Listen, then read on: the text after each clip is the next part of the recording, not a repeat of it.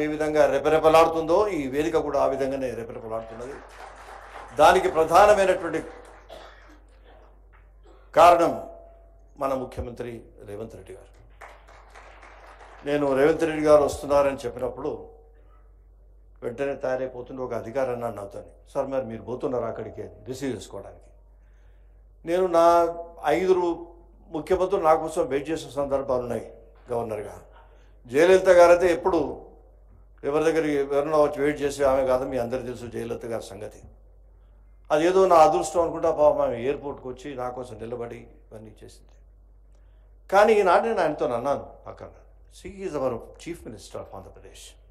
నేను గవర్నర్ కాదు, తెలంగాణ మన రేవంత్ రెడ్డి గారు తెలంగాణ ముఖ్యమంత్రి గారు. ముఖ్యమంత్రి గారు అన్నప్పుడు it is my bound and duty to receive him for my function. I will go and I will do him.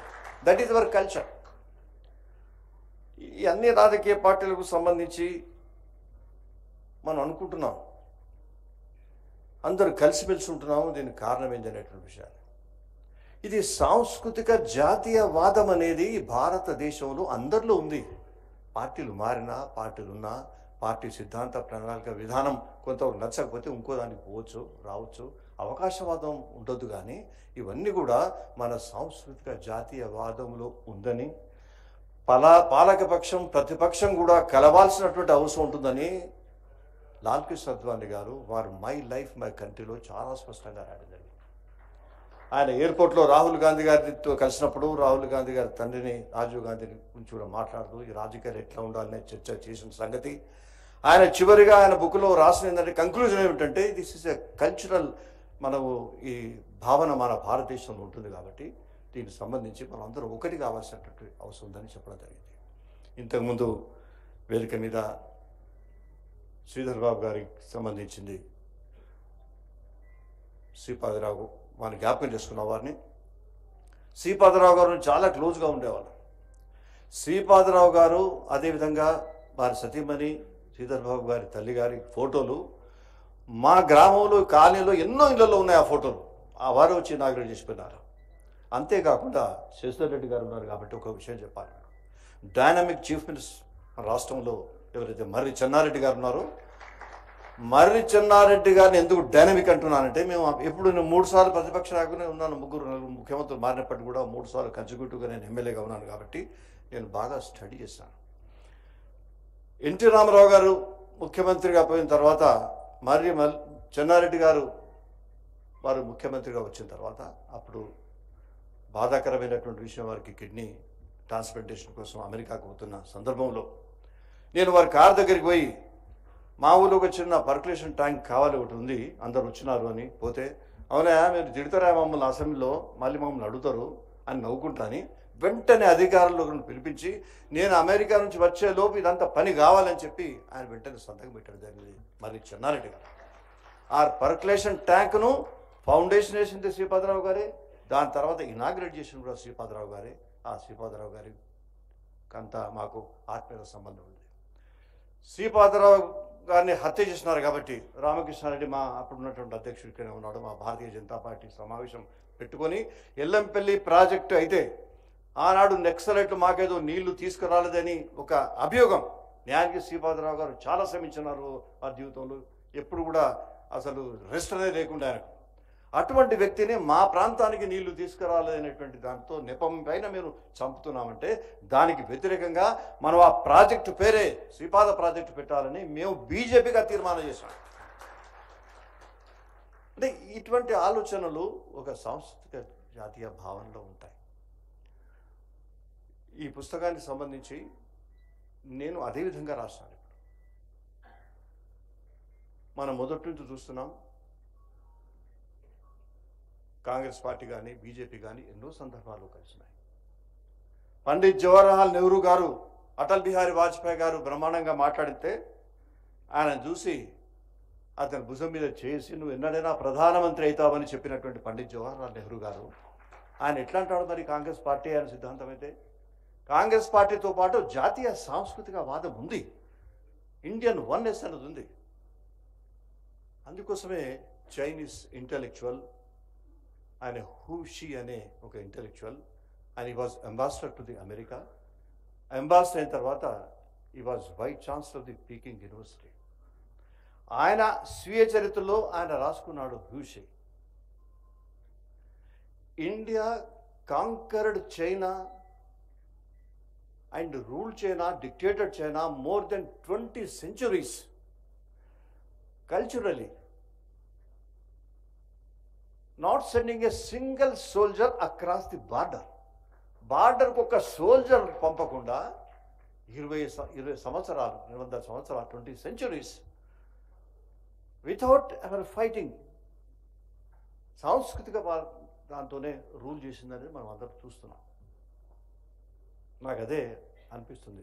ఒకసారి నేను గవర్నర్గా ఉన్నప్పుడు ఒకామా జపాన్ ఒక గవర్నర్ నా దగ్గరకు వచ్చి, మీరు అంబేద్కర్ గారి విగ్రహాన్ని మాకు బాంబేలో తయారు చేసి ఇవ్వాలన్నప్పుడు చాలా సంతోషంతో, ఇండియన్ డెమోక్రసీకి 70 సంవత్సరాలు అవుతున్నది, మా ఒకామా రాష్ట్రం వచ్చి 1200 సంవత్సరాలు అయింది, మరి అంబేద్కర్ గారు కూడా అది ఉత్సవాలు జరుపుకుంటున్నాం, మనం మీరు ఇవ్వాలన్నప్పుడు మేము ప్రజెంట్ చేయడం జరిగింది అంబేద్కర్ విగ్రహాన్ని. ఆ విగ్రహాన్ని అంబేద్కర్ యొక్క ఆలోచనను, అంబేద్కర్ యొక్క ఆలోచన ఎందుకంటున్నానంటే, అంబేద్కర్ ఎంత అవమానాలకు గురైన ఈ భారతదేశంలో ఈ భారత జాతిని, భారతీయ సంస్కృతి పరంపరను వదిలిపెట్టను అని బుద్ధిజంలో చేరినాడు.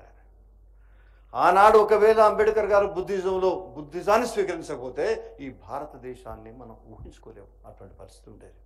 అందుకోసం ఈ పుస్తకంలో ఆ అంబేద్కర్ ఫోటోను, ఆ పరిస్థితిని కూడా అందులో వేయడం జరిగింది. ఇందులో ప్రధానంగా నేను ముఖ్యమంత్రి గారు ఇక్కడ ఉన్నారు కాబట్టి పాలకపక్షం ప్రతిపక్షం ఒకటిగా ఉండాలనేటువంటి ఆలోచన వచ్చినప్పుడు, ఎన్టీ రామారావు గారు ముఖ్యమంత్రిగా ఉన్నప్పుడు, ఎన్టీ రామారావు గారిని ఎప్పుడు ఈ మధ్యన చూస్తున్నాడు అనే శతాబ్ది ఉత్సవాలు జరుపుతున్నప్పుడు ఎన్టీ రామారావు చంద్రుడు, ఇంద్రుడు, తర్వాత బ్రహ్మాండమైన శ్రీరాముని పాత్ర, ఆ పాత్ర అంటున్నారు. వీటన్నిటికన్నా ఒక ప్రధానమైనటువంటి పెద్ద పాత్ర వారిలో ఉంది. ఆయన ఎంతో రాడికలిస్టు, భారతీయ సంస్కృతి పరంపర గురించేటువంటి ఆలోచన ఆయనకు ఉంది అనేది. అద్వానీ గారు రథయాత్ర అయిన తర్వాత మేము మామూలు బ్రేక్ఫాస్ట్ పిలిచినప్పుడు నేను లీడర్గా వారెంబడి ఉండేది. అద్వానీ గారిని అప్రిషియేట్ చేసినారు, మీరు రథయాత్ర తీసుకొని పోండి, ఇది అశ్వమేధ యాగం చేస్తున్నారు మీరు, పోండి అనేటువంటిది. సాయంత్రం వరకు మరి కొన్ని రాజకీయంగా చేంజెస్ కావచ్చు స్టేట్మెంట్లు, కానీ అటువంటి ఒక అభిప్రాయం ఉండేది. వారు బుద్ధుడి విగ్రహాన్ని కట్టినారు, ఇక్కడ అందరూ పెట్టినారు ట్యాంక్ బండ్లో. ఆ బుద్ధుని విగ్రహం కాకుండా ఒకవేళ ఆయన కృష్ణుని రూపంలోనో లేకపోతే దుర్యోధన రూపంలో లేకపోతే ఇంకేదో పాత్రలు పెట్టినా కూడా ప్రజలు ఒప్పుకునేవారు, అంత అందంగా ఉంటుండేది. కానీ బుద్ధుని విగ్రహాన్ని ఎందుకు పెట్టినారని ఎవరు ఆలోచించడం లేదు. దాని గురించి మనం దానవీన శూరకర్ణ సినిమా చూసినప్పుడు, దుర్యోధన పాత్ర చూసినప్పుడు బీసీ ఆలోచన వస్తుంది. బీసీ నాన్ బీసీ అనేటువంటిది దాన్ని చాలా బ్రహ్మాండంగా చెప్పిండు ఆ పిక్చర్లో. పోతులూరు వీరేంద్ర బ్రహ్మస్వామికి సంబంధించినటువంటి పిక్చర్లు కూడా ఈ కాన్ఫ్లిక్ట్స్ పెట్టడం జరిగింది. అతనికి ఉన్నటువంటి ఆలోచన, ఆ ఆలోచనతోనే బుద్ధుని విగ్రహాన్ని అక్కడ పెట్టడం జరిగింది. ఇది మన భారత సంస్కృతి యొక్క భాగం. ఇది ఎన్టీ రామారావు గారి మరి ఇప్పుడు శతాబ్ది ఉత్సవాలు జరుపుకుంటున్నాం, వాజ్పేయి గారి శతాబ్ది ఉత్సవాలు జరుపుకుంటున్నాం కాబట్టి ఒక మాట చెప్పాలనే ఉద్దేశంతో చెప్పడం జరిగింది. వాజ్పేయి గారిని పివి నరసింహారావు గారు యునైటెడ్ నేషన్స్ ఆర్గనైజేషన్స్కి ఎందుకు పంపారండి? ఈ భారతదేశాన్ని రిప్రజెంట్ చేయడానికి. ఒక ప్రతిపక్ష నాయకుని పంపితే మన కుంభమునుతుందేమో, ఈయన ఏం మాట్లాడుతాడేమో, పాకిస్తాన్ ఇండియన్ రిలేషన్స్ దెబ్బ తినవచ్చు అనే భావన కొందరు కలవచ్చు. కానీ పివి నరసింహారావుకు no, he is only the person, Atal Bihari Vajpayee, definitely he can save the Indian అనేటువంటి ఆలోచనతో ఆనాడు పంపడం జరిగింది. అంతేకాకుండా శశి థరూర్ గారు ఎంపీ గారు, ఆయన పార్లమెంటేరియన్స్ సమావేశంలో లండన్లో మాట్లాడినప్పుడు ఆయన మా జీడిపి కానీ మా ఎకనామిక్ పరిస్థితి భారతదేశంలో బ్రిటిష్ వచ్చే వారికి 27% ఉంది, we are richest country in the world, మీరు పోయేటప్పుడు 3% దిగిపోయింది, అట్లా దోచుకున్నారు మమ్మల్ని అని వాళ్ళకే చెప్పినాడు పోయి పార్లమెంట్ సభ్యులకు. ఈ విధంగా ఎన్నో విషయాలు చెప్పడం జరిగింది. రవి అస్తమించని బ్రిటిష్ సామ్రాజ్యం అంటాం కదా మనం. ఎందుకంటామంటే బ్రిటిష్లో ఒకవేళ రవి అస్తమిస్తే అంత దొంగతనాలు దోపిడీలు జరుగుతాయి కాబట్టి రవి అట్లే ఉంటాడని ఆయన చెప్పినాడు చేస్తారు. దాన్ని అప్రిషియేట్ చేసినారు నరేంద్ర మోడీ గారు, కాంగ్రెస్ ఎంపీని. సో ఇది పాలక పక్షానికి ప్రతిపక్షానికి మధ్యన అంత డిఫరెన్స్ ఏమి లేదు. మనందరం జాతీయ సాంస్కృతిక వాదంలో ఉన్నాం. ముఖ్యంగా నేను ఈ పుస్తకంలో స్కిల్ డెవలప్మెంట్ గురించి ముఖ్యమంత్రి గారు తీసుకున్న అంశాన్ని ప్రధానంగా మెన్షన్ చేసిన. అది దేశంలో నడుస్తూ ఉంది, కానీ అంత బాగా సక్సెస్ఫుల్ కాలేదు. ఇప్పుడు మనం 5th ఎకనామీగా ఉన్నాం, ముఖ్యంగా ముందుకు పోవాలనేటువంటి ఆలోచన ఉంది. కానీ 5th ఎకానమీలో ఉన్నప్పటికీ కూడా కోట్లాది మంది ప్రజలు దుర్భర జీవితాన్ని అనుభవిస్తున్నారని ప్రపంచం ఎట్టుకుంటుంది. 1/5 అందరం ఎక్కడికో పోయినా మనం బీదరికం ఉంది. ఆ బీదరికం పోవాలంటే ఇప్పుడు రేవంత్ రెడ్డి గారు ప్రతిపాదించినటువంటి skill development the solution for this country.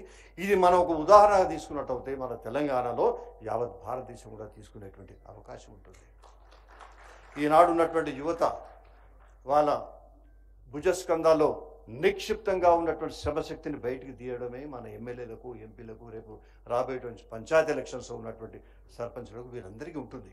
Skill developments అంటే పెద్ద భవనాలు కట్టించి మీరు రాండి నాయన అంటే ఎవడు రాడు, నేర్చుకోడు. ఎలక్ట్రీషియన్స్ కానీ ఎవరు నేర్చుకోడు. మనం పోయి గ్రామాల్లో మోటివేట్ చేస్తేనే యువత వస్తుంది, లేకపోతే గంజాయికి అలవాటు పడే పరిస్థితి ఉంది. కాబట్టి సర్పంచ్ వరకు కూడా మోటివేట్ చేసే విధంగా మీరు సెంటర్ స్టార్ట్ చేసినట్టయితే యావత్ భారతదేశం మిమ్మల్ని ఆదర్శంగా తీసుకుంటుందని నేను ఈ సభాముఖంగా మనవి చేస్తున్నాను. Because I appreciate it. మీరు హైడ్రా అన్నారు, డెఫినెట్లీ అందరు అప్రిషియేట్ చేస్తున్నారు. అయ్యో మనం మెచ్చుకోవడుతుంది కానీ రేవంత్ రెడ్డిని ఎట్లా అని మళ్ళీ కొంచెం మన పార్టీ ఏమంటుందో లేకపోతే ఏమంటుందో అని మళ్ళీ ఒక చిన్న అక్కడ పెడతారు. ఇంకో ఈ విధంగా కాదు ఆ విధంగా చేయాలి, మరి పోయిన వాళ్ళకు మీరు చేయాలని దట్ ఈస్ అఫ్కోర్స్ చేయాల్సి ఉంటుంది. అది ఏ విధంగానైతే మీరు హైడ్రాతో మూసిని మళ్ళీ పునర్జీవనం చేయాలనుకొని సుందరంగా తీర్చిదిద్దాలనుకొని సబర్మతి కానీ మిగతా ప్రపంచవ్యాప్తంగా ఉన్నటువంటి దేశాలకు దీటుగా హైదరాబాద్ నగరాన్ని మరి సుందరంగా మరింత తీర్చిదిద్దడానికి దాన్ని కూడా వెంటనే ప్రారంభం చేసుకోవడం చాలా చక్కటి విషయం. దాన్ని సభాముఖంగా మిమ్మల్ని అభినందిస్తున్నాను. మన యొక్క ఎకానమీ ముందుకు పోవాలనుకున్నప్పుడు మీరు ట్రైబల్ ఏరియాస్ సంబంధించి మా హరిబాబు గారు చాలా స్పష్టంగా చెప్పినారు. ట్రైబల్ ఏరియాలో లక్షల కోట్ల రూపాయల విలువైనటువంటి భూమి కానీ సంపద ఉంది.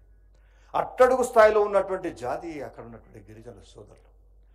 దానికి సంబంధించి వైఎస్ రాజశేఖర రెడ్డి గారు ఉన్నప్పుడు వారు కొన్ని నిర్ణయాలు తీసుకున్నారు. అసలు పండిత్ జవహర్లాల్ నెహ్రూ గారే పంచశీలను తెచ్చినారు. ఇంకే పార్టీ వాడు తీసుకురాలేదు. పంచశీలను తీసుకొచ్చి అందులో ట్రైబల్స్ని ఏ విధంగా అభివృద్ధి చేయాలి అనేటువంటి ఆలోచన వారు చెప్పడం, ఇవన్నీ కూడా ముందుకు జరిగినాయి. గిరిగిలాన్ని కమిటీ ఇచ్చినారు. కోనేరు రంగారావు గారి కమిటీ ఇచ్చినారు కాంగ్రెస్ పార్టీ. ఆయన రిపోర్ట్ ఇచ్చినాడు. రిపోర్ట్ ఇచ్చి 27 ఏళ్ళైంది. అయినా ఇక్కడ కూడా ముందుకు పోవడం లేదు. అది ఎవరి తప్పని కాదు, ఆ విధంగా ఎక్కడైనా పోవడం లేదు, దేశవ్యాప్తంగా పోవడం లేదు. కాబట్టి మీరు కోనేరు రంగారావు గారి రిపోర్టును మీరు అమలు చేసి, మేము ఇదివరకే మహారాష్ట్రలో మా పెద్దలు మరి మా గవర్నర్ గారు చెప్పినట్టు మేము చాలా ప్రోగ్రెసివ్ స్టెప్స్ అక్కడ ఆల్రెడీ తీసుకున్నాం. మీరు దయచేసి మీరు హైడ్రా ఇక్కడ పెట్టినారు కాబట్టి అక్కడ ఏమో టెడ్రా అని పెడతారా లేకపోతే ఇంకేదైనా పెడతారా, ఏదో పెట్టండి. కానీ వాళ్లకు 27 సంవత్సరాల క్రితమే సంక్రమించినటువంటి భూమి వాళ్ళకు చెందాలి అనేటువంటి ఆలోచనతో మీరు ముందుకు పోతే మొత్తం రాష్ట్రం కూడా మళ్ళీ మిమ్మల్ని ఆదర్శం తీసుకుంటుందని మీకు నేను మనవి చేస్తున్నాను. ట్రైబల్ గిరిజనుల సమస్యలు, స్కిల్ డెవలప్మెంట్ సెంటర్స్ ఇవన్నీ కూడా మనం ముందు తీసుకుపోవాలని ఈ సందర్భంగా నేను మనవి చేస్తూ, ఇంకా ఎక్కువ సమయం తీసుకుంటే మీకు ఎన్నో కార్యక్రమాలు ఉండవచ్చు. కానీ ఒక్కటి